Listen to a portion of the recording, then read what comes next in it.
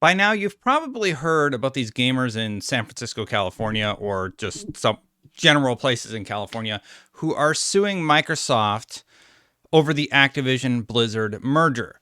Now, a lot of people have laughed this off and they've sort of written off the suit as sort of a joke, but actually reading it, I think some of the points that these gamers, quote unquote gamers, that's how they credit themselves, have made are stronger than a lot of those that I've seen from the FTC, from PlayStation, from everybody. So let's dive into some of the sillier aspects of this case and some of the points that I think should have been made by the bigger players in the game. Let's dive into it right now.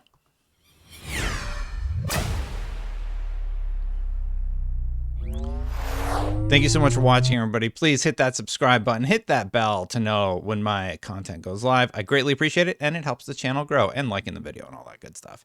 But anyway, so this is the story that everyone's been sort of latching onto and poking fun at for the most part. I think is a safe way to describe what has been happening with this story, and I have to adjust this. It's gonna drive me crazy.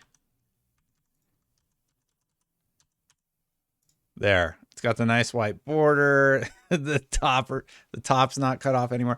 Anyway, so Microsoft is now also being sued by gamers for its planned Activision Blizzard mega deal.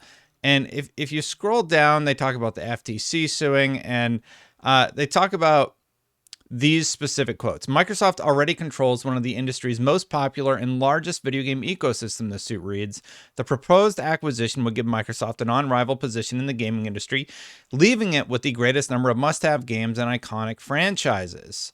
The plaintiffs write that the proposed acquisition of Activision Blizzard by Microsoft poses a substantial threat to the plaintiffs and to the public at large, in that the proposed acquisition may substantially lessen competition in each of the relevant product markets and may cause loss to the plaintiffs and the public at large in the form of higher prices, less innovation, less creativity, less consumer choice, decreased output, and other potential anti-competitive effects, which deprive the plaintiffs and the public at large of the salutary benefits of competition.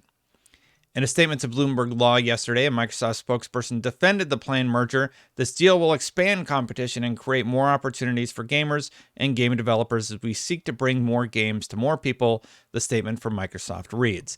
Now, that's what a lot of people are reporting. They're kind of reporting what is in the suit, but I don't think they've done a good job of actually taking a look at the case, because some of it's a little bit silly, some of it I disagree with, but I think some of the points make a better case for anti-competitiveness than anything I've read in any of the documents thus far.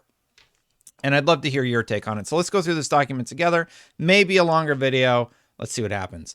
Pursuant to Civil Code this case in San Francisco is proper because a substantial number of plaintiffs reside in San Francisco. The plaintiffs named below are individual citizens of the cities and states listed. Each plaintiff is a consumer of video games, all with the express interest and intent of ensuring that the industry remains competitive with the utmost innovation, output, choice, and price constraints now and in the future. The potential acquisition of Activision Blizzard by Microsoft threatens loss and harm to the plaintiffs and to the public at large of the salutary benefits, substantial competition within the video game industry. So that's sort of their opening statement. They're describing who they are and why they care about this. And all of their names are listed here.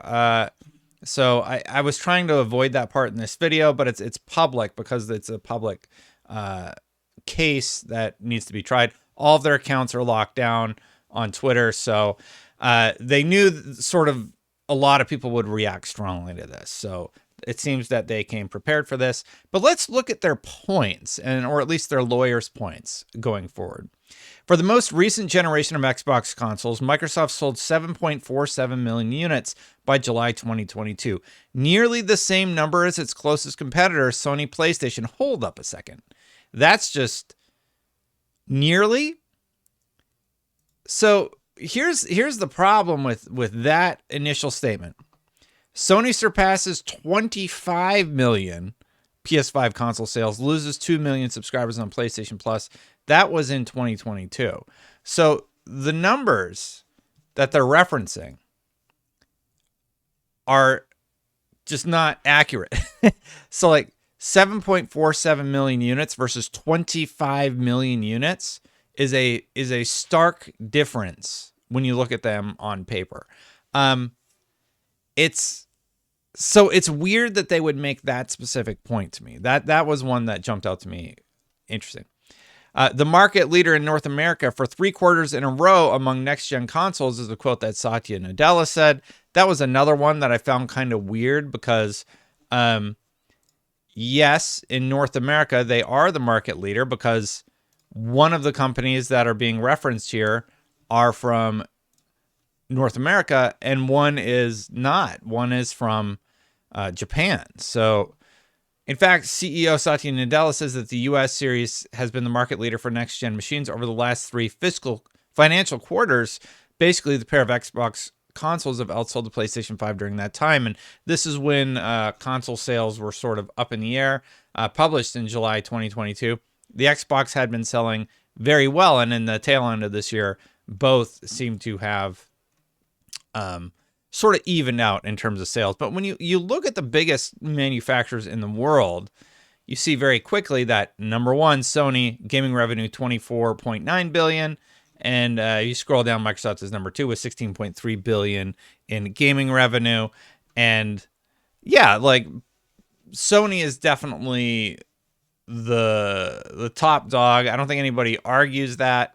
I found these statements a little bit strange and almost misleading. So not off to a good start, but they actually got to some good stuff a little bit later here in the document.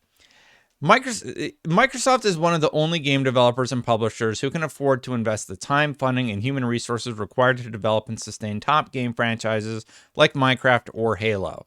Okay, but also Bungie can do that. And Bungie is a much smaller company than Activision is, with fewer IPs, but to be able to sustain a game like Destiny, a Sony-owned company can do that also. So, again, not a great point yet. According to the report by the Congressional Research Service, Microsoft is the largest single video game publisher in the United States by market share. Again, I question that because Sony is a Japanese company, Microsoft is a United States company. So yes, of course, Microsoft is going to be number one. Even Nintendo's a Japanese company. So I'm not sure if that's being considered. But yeah, in the United States, Microsoft is the largest video game publisher. I think what they're setting up is something a little bit later. They're setting up the point that they're trying to make about Activision Blizzard as a publisher. In March 2022, Game Pass accounted for about 60% of the video game market today, subscription market. Yes, that's true, but Sony had yet to launch their PlayStation Plus answer, basically, to Microsoft. Now, here's where we get into the consolidation aspects and some of the more interesting mergers. So thus far, a lot of the stuff I was reading through, I'm like, this just isn't good. Like, this isn't a good argument so far. But they actually start to get into some interesting stuff here in the middle. In recent years, the trend towards concentration of power in the video game industry has increased dramatically. Yes, for everybody. In 2021 alone, there were 1,159 mergers worth a total of $85.4 billion. The highest in history, over 3 times the deal value of mergers in the video game industry in 2020. That number was quickly surpassed in just 6 months in 2022, which saw $107 billion spent on acquisitions across 651 transactions. Now, we've heard this before. My whole thing is, I think because everybody knew like the recession was coming and there was going to be a lot of problems with the video game industry after that record-breaking number of sales, I think a lot of people were just wanted to sort of come up with a different strategy with their company. And when bigger companies detect that, they're like, maybe we have a chance to actually make this purchase now. I do wonder if the Activision timing of everything was sort of weird. Like the scandals basically started right after or during the conversations. So that happened. I don't really understand why Bungie went to Sony. Like, I guess if you're offered a bunch of money to continue doing things exactly how you wanted, that seems like a pretty good deal. Anyway, I'm getting lost. Continuing on, Nathan Brown, I don't know who that is, a game consultant and industry author, suggested that the video game industry is concentrating power overwhelmingly in the hands of a small number of corporations. Yes, that's true. I would say that Tencent, Microsoft, Sony, and the other one that I'm forgetting, Embracer Group, are definitely the main people that have purchased companies over the last few years. The agreement provides that Microsoft will pay Activision Blizzard a reverse termination fee of $2 billion if terminated prior to January 18, 2023. So if the deal doesn't close or is closed before January 18, 2023, like if they kill it, they have to pay $2.5 billion if it happens before, or $2 billion before if it happens before January 18th, $2.5 billion if it's canceled before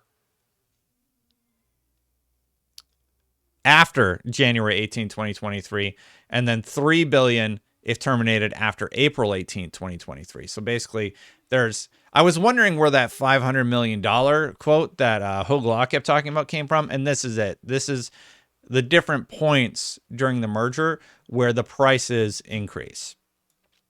And then if we scroll down, they start framing Activision Blizzard as a publisher that competes with Microsoft as opposed to, the manufacturer of Call of Duty. And that's where it sort of gets interesting. Activision Blizzard is one of the few game developers and publishers that can afford to invest the time, funding, and human resources required to develop and sustain a game franchise like Call of Duty or World of Warcraft. We already kind of talked about this. I feel like Bungie can do that.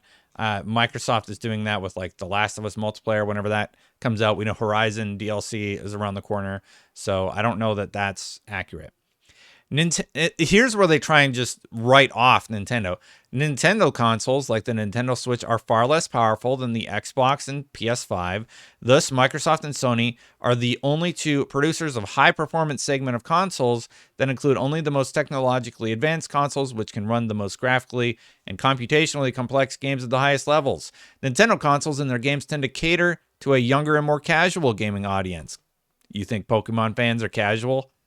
No. And separately, I think that Nintendo consoles, well, yes, a younger crowd also plays them. I think Nintendo consoles kind of span all ages. I think we all like Zelda. I think we all like Metroid. I know a lot of adults that play Pokemon, and Pokemon Go, as an example, was hugely popular this year, and that's a Nintendo product. So I don't agree with that statement wholesale. As such, Xbox and PlayStation are much more similar and substitutable wow, that was a word, for one another, whereas Nintendo has largely carved out a niche that does not compete as heavily with Xbox and PlayStation. And I would actually take it a step further. I would actually say that Xbox and PlayStation develop different types of games. I think PlayStation does a really good job with the single player type games where they have one sort of through line experience, like with God of War, Horizon, Last of Us. And they actually need to do a better job with, what's the right word I'm looking for? Games that you repeatedly come back to, like Destiny. I think it's part of the reason why they bought Bungie, right? They want sort of that one game that you can sort of keep coming back to and keep revisiting and playing on. And so they buy Bungie, and Bungie's going to help them make more products like that. There's a lot of stuff here in the middle that I skipped over, but near the end, they start talking about the market and the impact that this will have to employment. And it's part of the reason why I feel like they start to make a good or stronger point than anything I've read here. The effect of the proposed acquisition may be substantially to lessen competition or tend to create a monopoly in interstate trade and commerce in the relevant markets in violation of the Clayton Act. They're just saying this will violate the Clayton Act. The proposed acquisition of Activision Blizzard by Microsoft is part of a dramatic wave of consolidation and stands to further lessen competition and harm consumers. The merger follows a long history of concentration in the markets by both Microsoft and Activision Blizzard and may serve to further consolidate power in the gaming industry. Microsoft has bolstered and cemented its large video game ecosystem through a series of mergers and acquisitions, currently owning 24 different gaming studios, including Mojang, which still releases on PlayStation 5 and Nintendo, and known for games such as Minecraft and Minecraft Dungeons. They also talk about Ninja Theory and other properties, but we're going to revisit that statement in just a second because their opening was they listed a company that still releases on multiple platforms. So I don't know that that was the best point for the case. They also talk about Activision Blizzard and how many companies. Here's why I feel like their point is stronger, because here they're about to list everything that Microsoft gets in this deal. And everything else that we've read has been all about Call of Duty. And this is one of the points that I've been wondering why nobody else has made. So not only do you get Raven Software, who worked on Call of Duty, but they also worked on Heretic and Hexen. Treyarch worked on Call of Duty. Infinity Ward, known for Call of Duty. High Moon Studios, acquired by Vivendi Studios, worked on the Activision Blizzard acquisition, is known for their work on Transformers, Call of Duty, and Destiny. That's true. High Moon Studios is a wonderful studio. Vicarious Visions worked on Tony Hawk Pro Skater. Radical worked on The Simpsons Hit and Run and Prototype 2 in the Crash Bandicoot series. And part of the reason I'm excited is because maybe those Prototype games, I don't know who owns, I think Activision still owns those. Those could end up coming to Game Pass. So for me, that's an exciting thing. Toys for Bob, they worked on Star Control and Star Control 2. Beanox worked on X-Men, Spider-Man, and Shrek games. Blizzard worked on works and owns World of Warcraft, StarCraft, and Overwatch. Sledgehammer, Call of Duty. King Digital, as we all know, works on Candy Crush. And when you look at it like that, when you look at what they're actually purchasing, I find it interesting that they would only focus on Call of Duty. And then they further make a really good point about how this could potentially have issues with employment. And I think this is a stronger case than anything that anybody else has made. And I can't believe a bunch of gamers in San Francisco came up with this, but the bigwig lawyers, the FTC and everybody hired didn't outline it as well as they did, because I feel like this is a stronger claim against Microsoft that they're going to have to refute.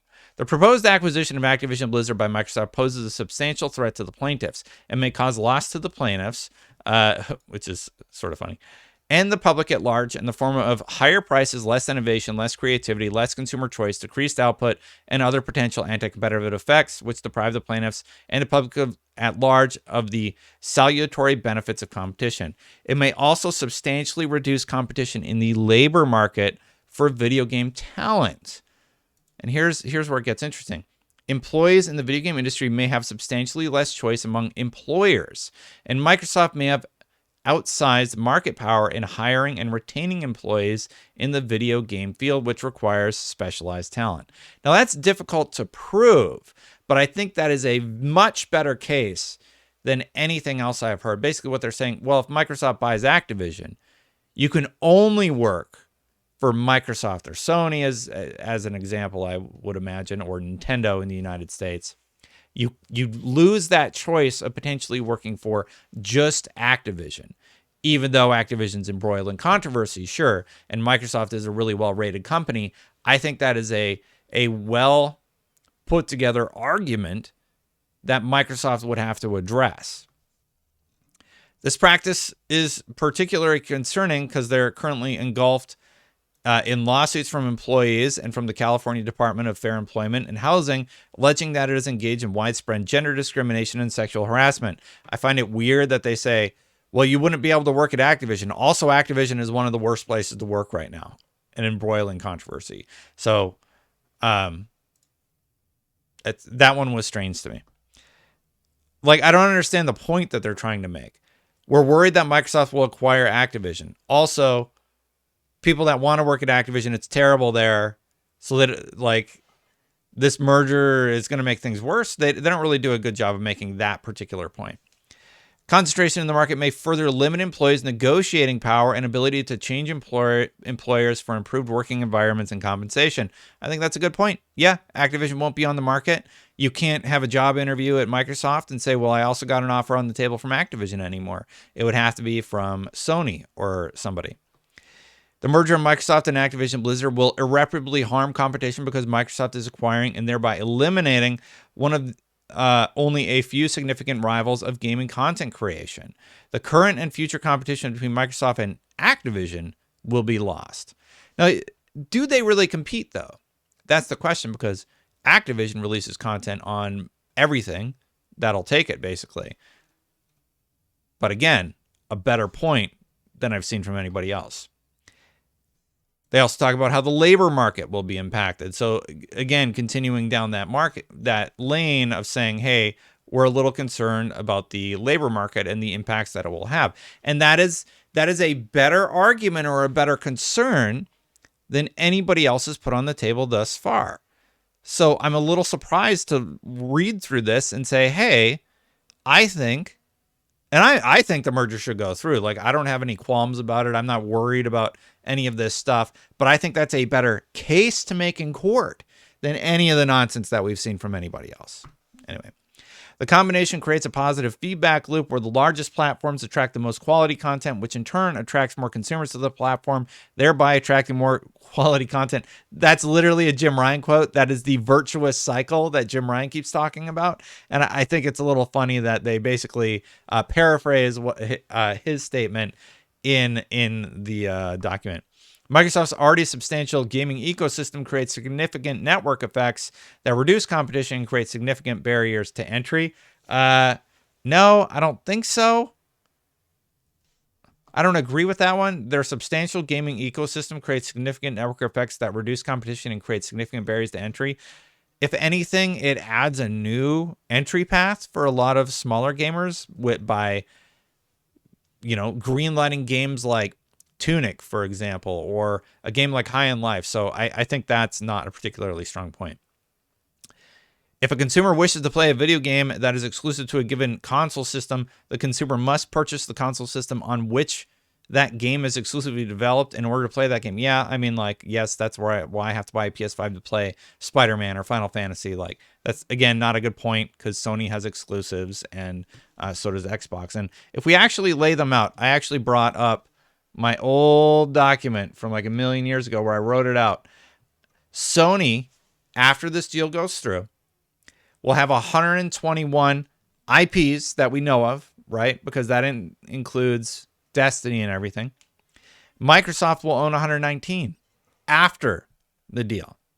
So that's with Activision. Currently, they have 70 IPs. And with Activision, they're at 119. So Sony has 121 that we know of, and Microsoft would have 119. This would put them at parity, basically. So if anything, all these arguments being made about how Microsoft could have a monopoly in the system, I find it interesting because Sony has 121 IPs right now. Microsoft would have still fewer than Sony if the deal were to go through, and yet they would be the monopoly. That I don't think that particular aspect is a good case. Without substantial and widespread video game development for a particular platform, that platform as a gaming option is unlikely to be successful. The idea that people will stop making PlayStation games is absolute nonsense. You're talking about the market leader. Even if Xbox catches up and gets 50% of the market, the idea that Sony would not be attractive as a platform, it's just absolute nonsense. It's not going to happen. They talk about properties that Blizzard owns, including StarCraft, which has basically been dead for a very long. Like, sure, I guess. Okay, wait. StarCraft 2 came out. People still play that competitively, but I forget about StarCraft 2 often. The acquisition of Activision Blizzard by Microsoft were to be completed. Activision Blizzard, one of only a few AAA publishers and an exceptionally strong and important competitor in the game publishing market, and a significant rival of Microsoft, would be eliminated and competition would be lessened. The acquisition of Activision Blizzard by Microsoft were to be completed. I feel like I just read this. Okay, yeah, competition would be lessened. So the proposed consolidation may lessen current competition in the video game market. They currently compete against one another to develop, create, publish, and sell the most innovative, entertaining, and engaging video games to consumers across multiple platforms. But Activision releases on both platforms, so I'm a little confused by that one. If Microsoft's acquisition were to be completed, one of Microsoft's significant rivals would be eliminated. I mean, not really. They still exist the way that Bethesda exists. They're just under Microsoft now. The proposed consolidation may substantially lessen competition in the labor market. I think that's a stronger argument, strongest argument in the whole document. Studies show 46% of PlayStation and Nintendo users in the United States would consider subscribing to Microsoft Game Pass subscription service with the inclusion of Activision Blizzard titles. I mean, yeah, who wouldn't? For example, Activision Blizzard's World of Warcraft, Diablo, and Hearthstone, and StarCraft, among others, are currently all developed in Mac in addition to Windows. That's a really good one. So they're basically saying, hey, a lot of Activision Blizzard's games are currently developed on Mac. If Microsoft were to acquire them, the Windows company, are they going to allow those games to be published on Mac still? I think that's somewhat of a strong case that Microsoft hasn't addressed yet. They bring up the fact that Bethesda's next title, Starfield, will be exclusive to Xbox consoles and Windows PC, despite prior franchises from that publisher developing games for other consoles, basically. And they go on to bring up the idea of how Microsoft has purchased companies and then made those games exclusive. But again, Sony does the same thing, so I don't think that's the strongest case, but that's one of the ones that the FTC latched onto because they talked to the European Union and said, well, we wouldn't really do that, but then they did that. And that's sort of what the FTC is bringing up, but they don't follow through in their suit very well, talking about why that's an issue. Unless enjoined, the proposed acquisition may and most probably would have the following potential effects in each of the relevant markets, among others. Competition between Microsoft and Activision would be eliminated. Competition with video game publishing would be lessened. They go forward and talk about what they want, basically. By reason of this violation, the plaintiffs are threatened with loss or damage in the form of ill effects of diminished competition that occurs with the consolidation of power, including but not limited to reduced quality, innovation, and diversity of video games, along with increased prices, reduced wages, increased mobility, and worse working conditions for video game industry employees. The potential further elimination of favored competitors, as well as additional irreparable harm for which damages may be inadequate to compensate plaintiffs. So that's interesting because the case that they're making is about the lessening of competition. And they outline that in some ways worse, but in some ways better than any of the other cases that I've seen. And at the end, they're actually, I believe what they're saying here, declaring the reverse termination fee agreement between defendants to be null and void and against the public policy of the United States. So what they're saying is Microsoft shouldn't have to pay those termination fees because it's against the public policy of the United States to do that.